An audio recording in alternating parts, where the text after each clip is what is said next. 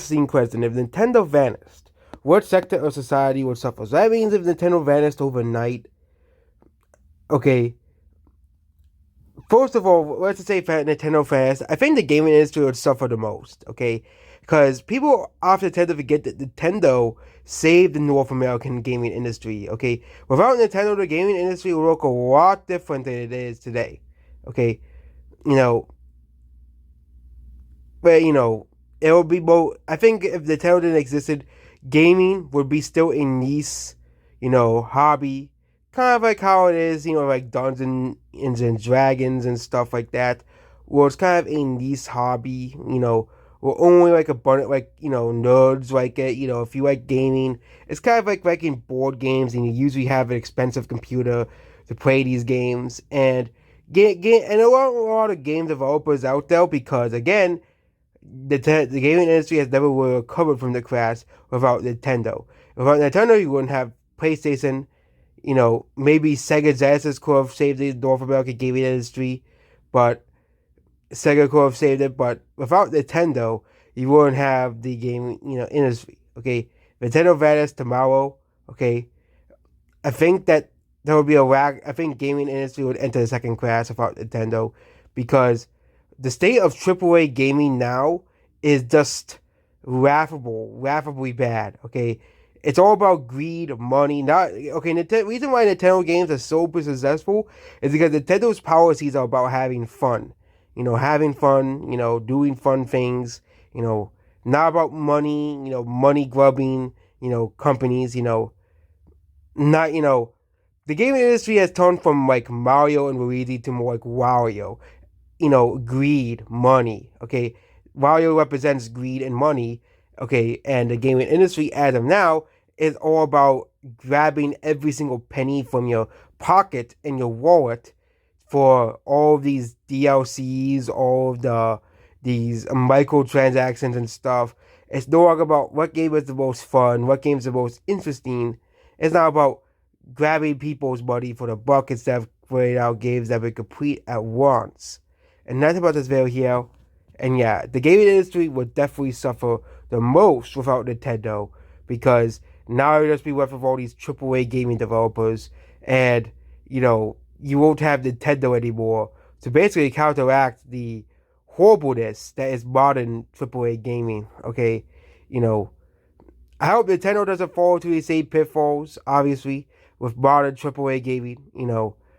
We're still praying for Nintendo, but at least with Nintendo, not Game Freak, Nintendo is committed to the business strategy as well. To get to, yes, the whole goal is to sell the most amount of games possible, but I think Nintendo, they want to make sure the games are fittest at launch, which is why Nintendo has a policy that was Miyamoto created that a delayed game will be good, a rust game is forever bad. Okay? Like, yes, he can now patch it out and stuff, but I think Nintendo's gonna still go by Miyamoto's policy, which is why Nintendo games, despite some of Nintendo's games being, very negatively reviewed, especially some of the spin-offs, Mario games, Mario spin-offs have been pretty negatively hated or, and some of Nintendo's strange decisions over the past decade, like what they did to Paper Mario, what they're doing to Mario Sports, what they did with Mario Luigi, and the Paper Mario crossover, basically being paper, like, everybody's like, but this is what Paper Mario fans have been asking for. Oh yeah, sticker style combined of Mario Luigi is not people have been asking for. If you want a true Paper Mario crossover, you saw buying all the original characters for Paper Mario, and all the original characters for Mario Luigi. I don't know why this is so hard, this was so hard for Nintendo to do, okay? And of course, Bowser can be involved in the story, obviously, as he's the main villain of the Mario series, but have a lot of these have a lot of the Paper Mario villains, have the X-Knots and Dimencio involved. Okay, have, Farfel involved, and heck, if you want to have Bowser as the main villain, have him as the main villain, and have all the other Paper Mario villains. It'll be nice to see if Paper Mario fight against Farfel, or Mario Luigi fight against Dimencio. It would have been a very, very interesting game, but Nintendo screwed it up because of the Real Mario mandate that they were so hell bent on keeping. And there's even more room now. You could add in King Ali, whatever villains in the Mario Luigi Boilership as well. Well, if there are any new unique villains, so they're bringing back original enemies at least for that game as well. And you know, now Nintendo is going back to the Nintendo that we loved.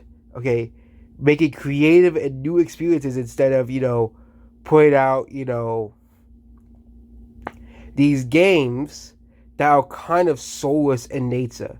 Okay, that are designed cheaply. Okay, the reason why it took Mario Wonders so long to develop is because Nintendo had to wanted to come up with new ideas, new things, and they probably had to go back to the storyboard to see what gimmick or new idea worked best, and that's probably why they created the Wonder mechanic. And that's about this video here. Goodbye.